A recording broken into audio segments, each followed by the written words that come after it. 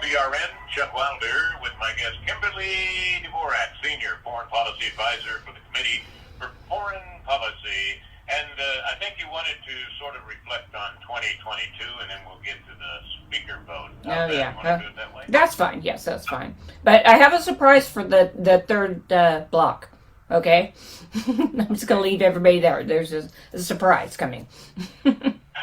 Oh, my goodness. Is it that check? Is it the check that's coming to me? Oh, maybe. Okay. 2022. Right. Okay. Well, looking back, I think that we saw, Democrats really kind of control everything. We've seen a lot of Republicans actually go towards the Democrats and allow some of these large spending bills to go through. And there's no accountability. The President Biden here is actually working to, hide things like this, and they're working with, other congressmen and senators that are going to their side. That's not what the American people want whatsoever. So, we saw that all the way through 2022. And, the border is still a mess. There's more coming through the border, and the border is not closed. The president, also his administration, told Arizona, who put up the fence with the containers that go in on ships, and told them to stop playing Lego. Stop playing Lego with this. You need to remove all of these. So they want this border to be open.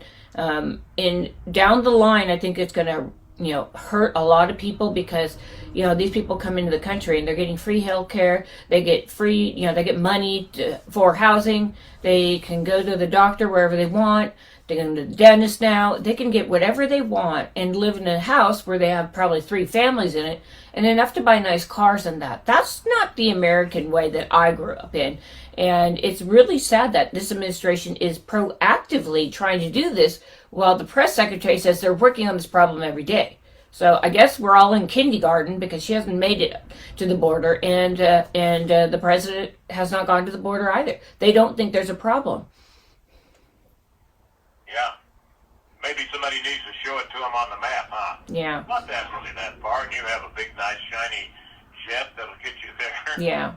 It's really sad. I mean, and then, you look at this also with, the people drowning in the river, trying to cross. I mean, the morgues all in the area, they're full. They don't have any more space for the people that have died.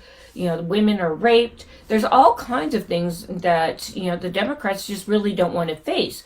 If they're the part... Not only are the women being raped, on the way and all that stuff, and I remember, we talked about it probably when this first started years ago, where the mothers would give their young daughters, birth control pills before they left. Yeah. With and then there are so many that get into sex trafficking that don't want to be in sex trafficking. Yeah. And then, of course, we've got fentanyl, probably the biggest problem crossing the border right now, even more so than the humans. Yeah.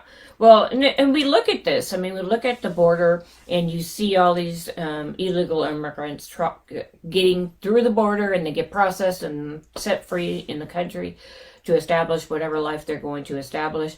But, you're right. You're on, your point on the fentanyl is it's devastating. So we're frantically giving money and weapons to Ukraine. Where's the money to help people in this country? There needs to be more situations where they can go and get themselves taken care of and going to rehab. But on the other point of that's going to cost money. So why don't we that's going to cost money, that just like we're giving it over to Ukraine, we maybe want to do that in this country, and also ensure that there are, a lot of different homeless shelters around the country that, they can check in, and that would be better investment for the United States, other than, giving the money to Ukraine, which they've banked it somewhere in the, we're not going to see that. And this administration doesn't want to hold anybody accountable for that. So, I mean, it's really frustrating, I think, for a lot of people that the border is not being paid attention to, especially borders like Arizona, California, New Mexico and Texas, who are getting a lot of these illegals coming in through the, and one last point on this I wanted to make. I saw this just early this morning.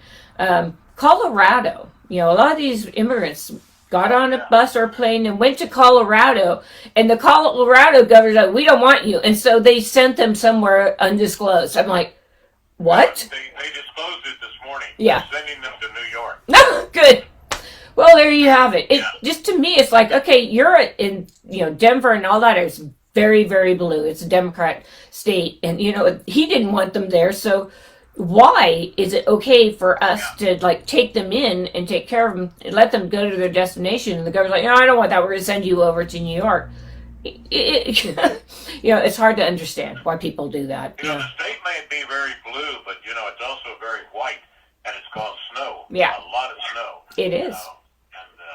And I would, if I was sneaking into America, I don't think I would go to a place where you're going to wade through 12 feet of snow every day. Yeah. But, yeah. Then again. Well, everybody's complaining. Wanted to go skiing. Yeah, well, everybody's complaining that, are the governors across the country, that they can't handle this influx.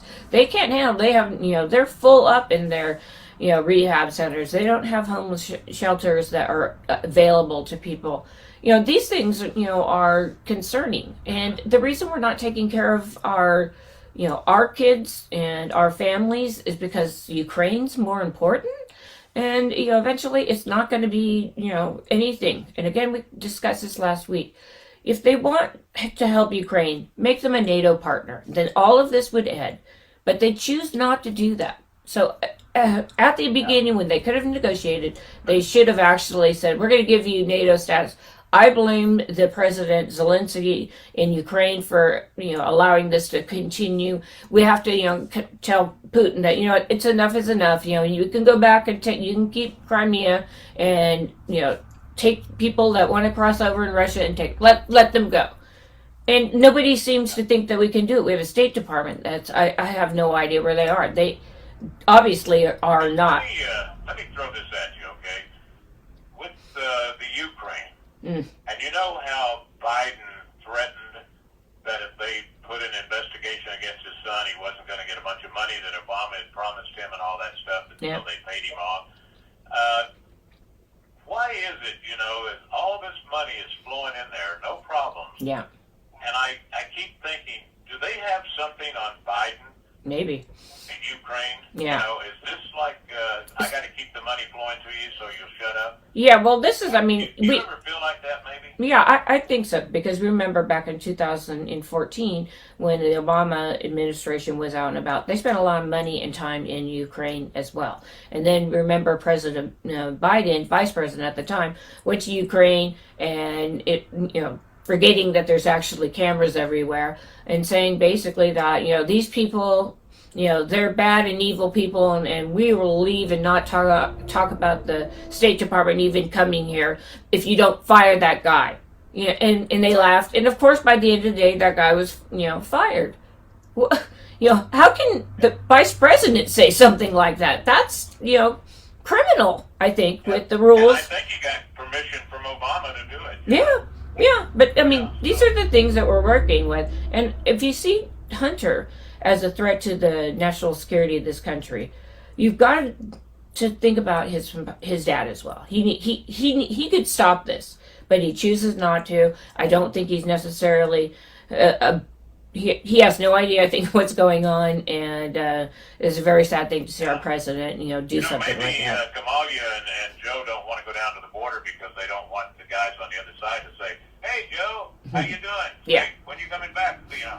Look at my T-shirt. Look at my T-shirt. Thanks, Biden. Yeah. Well, a lot of that, it's we have to just call it. It's ridiculous. And it's going to cost American taxpayers a lot of money, and they'll have to wait to, get in to see doctors. There's a shortage of doctors. You've got to wait 2 or 3 weeks. And if it's bad, you go to the emergency, which is full. So, this is all going to cost American taxpayers money, and they're going to wonder why they couldn't get into the doctor this week, to help with the flu or whatever that may be. That's coming to this direction. That's coming here. Okay. You want to get into the second day now, the fourth vote. Yeah. Trying to elect the speaker. Yeah. And, the count is 202 to 20. Yeah. And I think if you get it down to 15, 15 or 17, I don't know, then they automatically win. But well, do you think this is more like a temper tantrum from the 20? Yeah. And the person they want, he doesn't even want to be, the Speaker of the House. Yeah. So what in the world is going on? Well, you've got some new people that were elected. Everybody's like raving about McCarthy, and he, got this team together. He went across. He found people to run for these seats.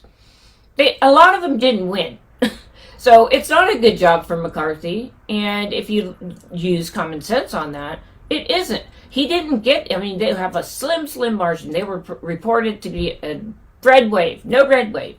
They've got a couple of extras for the vote, and that's it.